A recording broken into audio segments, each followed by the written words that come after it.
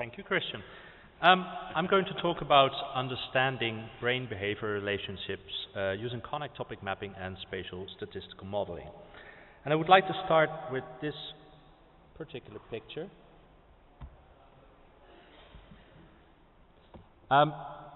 Within the field of human brain mapping, we're quite used to parcellating the brain into regions of assumed homogeneous function and assumed homogeneous connectivity.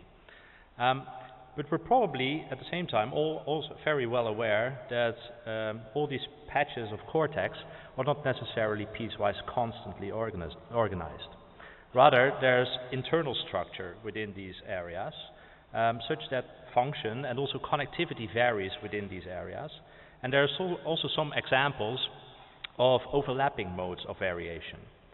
And we refer to these two concepts as functional heterogeneity and functional multiplicity. But perhaps the best way to illustrate what this means concretely is by having a look at visual cortex.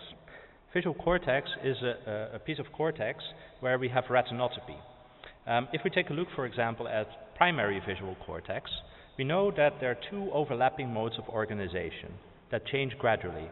For example, along the calcarine sulcus in primary visual cortex, we encode eccentricity, so distance from fixation in the visual fields. And overlapping this particular mode of organization, there is also a representation of polar angle, so the angle around fixation. And this retinotopic organization is maintained throughout the visual hierarchy, so from V1 to V2 to V3 to V4, etc., etc. And this implies that the connectivity between the visual areas also adheres to the principles of functional heterogeneity and functional multiplicity. Now, it turns out that visual cortex is not the only brain region where we have these two aspects of topographic organization. There are many more. In fact, perhaps all of the brain is organized according to these principles. And this is the case at a very small scale, but it's also the case at the very large scale, as has been illustrated by Julia and Georg just now. Now, the working hypothesis in our work is that these topographies, at least at the level of individual areas, bears functional meaning to whatever function these areas subserve. And we do not always know, just as in visual cortex, what these modes may mean, but the topographic organization could bear functional relevance to whatever functions they have. There have been arguments that topographic organization could be fundamental to mechanisms of coding, learning, or even reasoning. There's also an important other thing to mention about heterogeneity and multiplicity. It has profound implications for how we can go about analyzing our data. And to see what I mean by this is by considering one theoretical region where we have one mode of organization, varying in one particular direction. And it doesn't really matter what this map encodes. It could be, for example, stimulus response or task activation or connectivity. The same principle will apply to each of these. But if there's now an overlapping mode of organization, running in this case in a perpendicular direction, just as we would have in visual cortex, then taking our measurements directly would mean that we're taking a superposition of this organization. And if we use these measurements directly, we would wrongly infer that things are organized along the diagonal. Even worse, if we try to, for some reason, parcellate this gradient into two subregions, we would end up with a parcellation that's completely nonsensical in the true underlying modes of organization. What we should do instead, we think, is do a spatial variance decomposition, to take those measurements and decompose them into true underlying modes of organization. Now, we've recently proposed a method for doing this, which we refer to as connectopic mapping. And this has been specifically tailored to deal with resting state functional MRI data, but the basic idea can be applied to any data modality where you expect spatial variation. What we do here is we take a region of interest and collect for every voxel or vertex within that area its connectivity fingerprint, and then compare those against each other to create a similarity matrix of functional connectivity fingerprints. And we feed this similarity matrix to a manifold learning algorithm, which you can think of as a nonlinear variant of principal component analysis, which we might be more familiar with.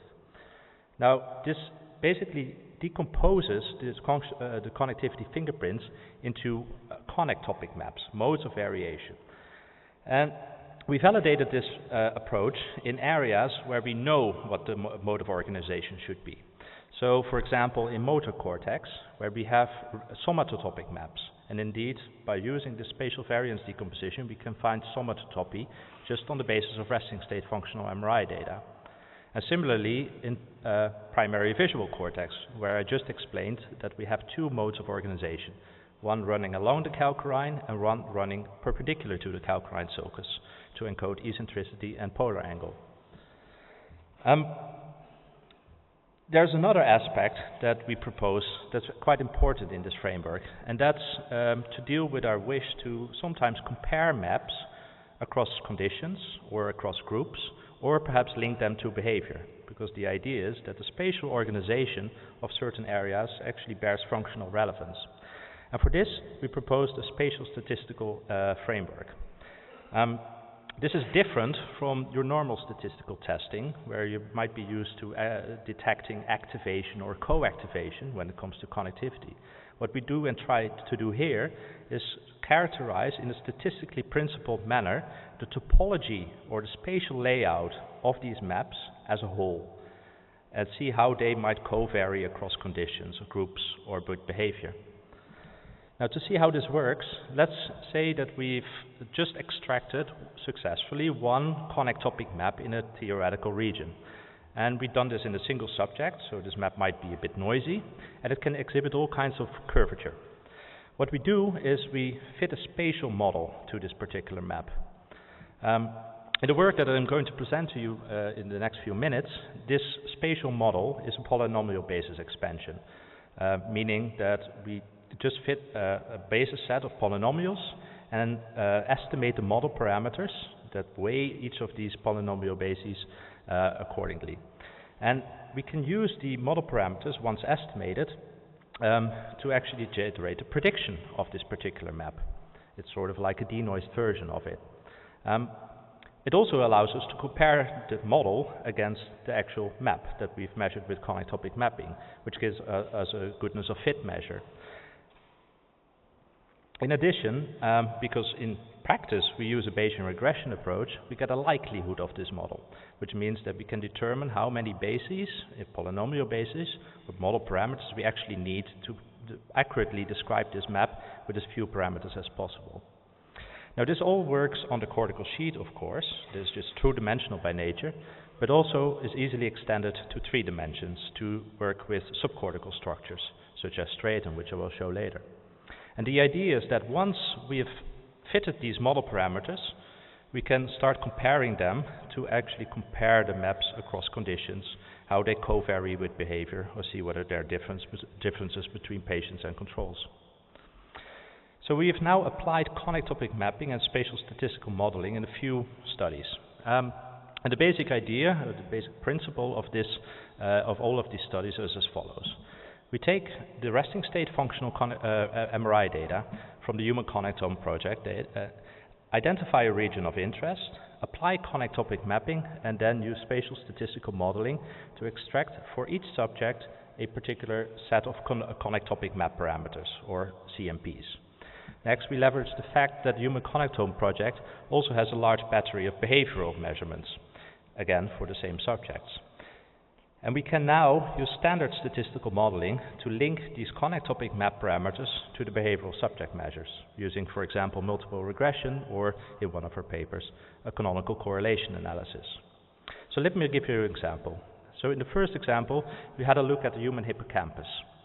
Obviously very well known for being for its role in episodic memory, and it has been studied. Its functional organization has been obviously studied to a large extent, but there's still some debate as to how the organization along the long axis of the hippocampus is best described. Some say that it's best described in terms of discrete parcels, substructures, and some argue that it's more gradual by nature. In our work, when we applied connectopic mapping to this area, we find that variations in connectivity are actually much more smoothly organized than might be expected on the basis of discrete substructures. But perhaps more interestingly here is that there are differences between subjects in terms of their connectopic maps, and hence also in terms of the spatial model parameters. It turns out that we could link those to one's ability to recollect past events. In other words, the spatial distribution of connectivity within the hippocampus is related to episodic memory, which indeed is one of its core behaviors. In a more recent example, we had a look at the anterior temporal lobe, which is thought to be a very important hub in semantic cognition. Now, this work has already been explained in full detail by Meerte Faber in this morning's language session, so we'll keep it brief. The upshot is that there are effectively two modes of organization that govern the organization of the ATL. One that runs from superior to inferior ATL, and one overlapping mode that runs from anterior to posterior ATL. Now, interestingly, again, individual variations in this organization are related to individual variations in behavior, and it does so in a dissociable manner.